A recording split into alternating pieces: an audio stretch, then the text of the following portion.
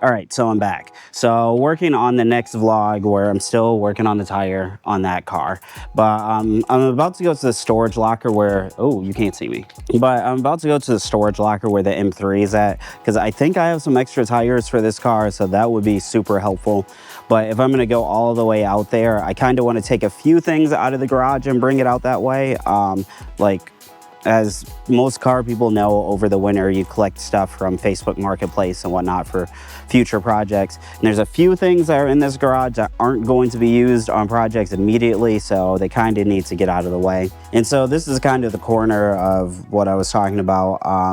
Most of this stuff needs to go somewhere. This is a transmission that I bought to go in the S4. It's an 01E out of a 2001 B5 S4. The 01Es are a lot stronger compared to the transmission that's actually in the B7 S4. So yeah, there's a few things I'll do to this transmission. One thing that I want to do is the 4-to-1 diff. Basically goes in here. And in the Quattro video, I kind of explained what that does. So let's say we're driving down the road and we lose traction. How much torque can we transfer to the rear or the front of the car? Well, because we have a 2-to-1 torque bias ratio, the maximum that we can split either to the front or the rear is 66%. So basically, if we lose traction at the front of our Audi, the mechanics of the differential will send up to 66% of the torque to the rear, or if we lose traction at the rear, it will send up to 66% up to the front. Now, there was an update to the Torsen differential in about 2007. The S4 got it, the RS4 got it, and then basically all Audis after that. So 2008 going forward, all Audis that are Torsen have the T3 differential. And this is a 4-to-1 differential. So what does that mean? Again, looking at our math, what that means is we can shift up to 80% to the rear or 80% to the front. All right, I'm back, interrupting myself for another Q-tip. If your car has a T2 differential, which is the 2-to-1 differential, and you want the 4-to-1 differential from a T3 car, there's actually a mod that you can do to give you that 4-to-1 biasing ratio. Now, where a lot of confusion comes in is that T3 cars typically have a static split of 40% in the front and 60% in the rear. So if you do the 4-to-1 mod to your T2 differential, it does not give you the 40-60 split. You're still 50-50 static split when you are driving around town without losing grip. All it does is it enhances the car's ability to be able to shift torque around. So you will get the ability to shift 80% to the rear or to the front, but you are still a 50-50 static split car. Now, this exact mod of going from a 2-to-1 to a 4-to-1 differential is exactly what I'm going to do to my transmission. If you've seen some of my previous videos, you probably have seen in the background, I have an 01E from a 2000 S4 that is going to go into my 2007 S4. When are we going to do that? There are way too many other projects going on around here, but when we do get to manual swapping the S4, we are going to do the 4-to-1 differential mod. And so this S4 already has that mod installed. So 2007 and a half S4s already had the T3 differential or the 4-to-1 mod installed from the factory. The other thing that this car's transmission has is it's a 60-40 split. So 60% of the power is going to the rear, 40% to the front. That transmission that's in there, all that does is it changes the capacity to move torque to the rear. So while I'm driving, it can shift up to 80% to the rear, but just driving around, it's still going to be 50-50. In terms of like getting it out of here, I kind of do want to right now. It's heavy and I'm here by myself, so I'm going to get this diff out of here for now, and then maybe later it can go. I still haven't decided what I'm going to do with this diff. The thing is, like, when I bought this transmission, it came with the differential because he was never going to be able to just sell this by itself. This is a 411 diff. The reason why I don't need it is because how long this diff is. The B7 S4's diff is actually only this part. This neck isn't on the B7. I've seen some people say you can take it off, but then you have to find another one of these like axle seals and flanges to go up here, and you can't just move this one down here. So, and by the time I looked into the price of doing all of that, what I ended up doing was I just bought this. This is a B7 RS4 rear differential. It's also a 411 or 411 final drive ratio. And so that kind of solves the problem with like the ratio mismatch, because now I have this final drive ratio or rear differential for a RS4. So the other option is you can also buy a diff from a B6 3.0 manual.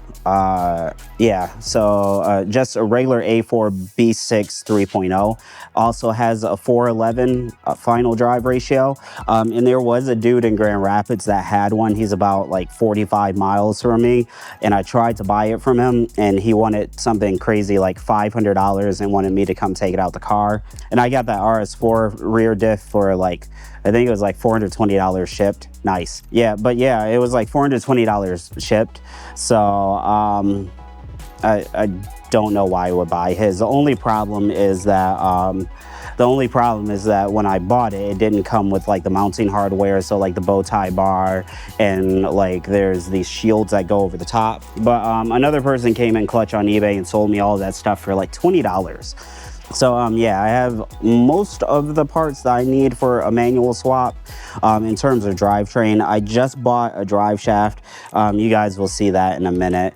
I still will need like a flywheel and clutch and a pedal box, but we're slowly gathering all the pieces together to get a manual swap in that. Where is it? In that car. I also have a few things in the basement that could probably get moved out too, but I have to check. So welcome to my secret stash. I'm not going to show off all of my stuff yet, but a few things down here that I can show you today. So these are the original wheels for the E46 M3. The previous owner had painted them black. I actually have 6 of them. So if you didn't know, the E46 M3 has a different front wheel. The design is slightly different. So if you look at how this wheel is designed, you'll see like the front wheels are kind of convex. And then on the rear wheels, the arms kind of like slope in towards the middle. The hub is very set into the barrel of the wheel. It has a very negative offset. And like I said, for comparison, the hub is very close to the face of the, or the lip of the rim. And so in effect, these arms come out or up concave like that. I like the rear wheels better. I think they just look a lot cooler with like that deep dish aspect or that deep dish profile. And the plan is soon is to like get these cleaned up and like sand blasted and powder coated and hopefully put on a car. But for right now, we're kind of looking at the tire on the S4. And speaking of S4 tires, these are wheels that I actually have for the S4. I have 3 of them. One of my friends bought them for his Audi and then blew the engine literally the very next day. So I ended up buying them off of him, but the problem is when he bought them, there's only 3 of them. So they've been down here for a little bit because I need to find one more Rohana RC10.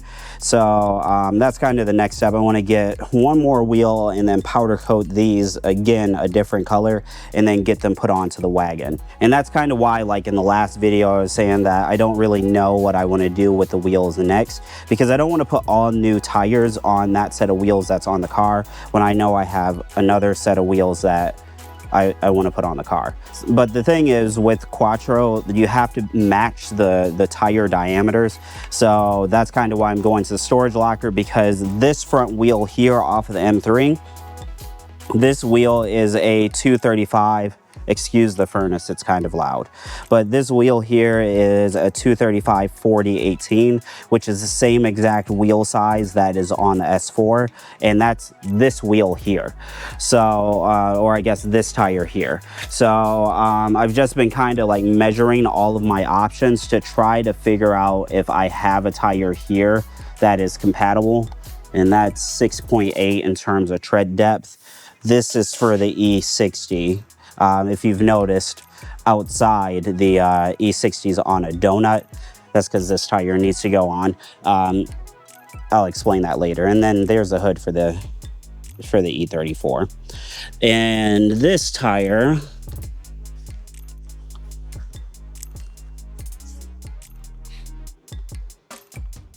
and now this tire, this is 7.9. So this tire is definitely not going to work. This tire is way too big. But if worst comes to worst, this tire would actually work. So yeah, this tire actually could be an option. This is actually the same exact tread depth as all the other tires, but I kind of want to check at the storage locker.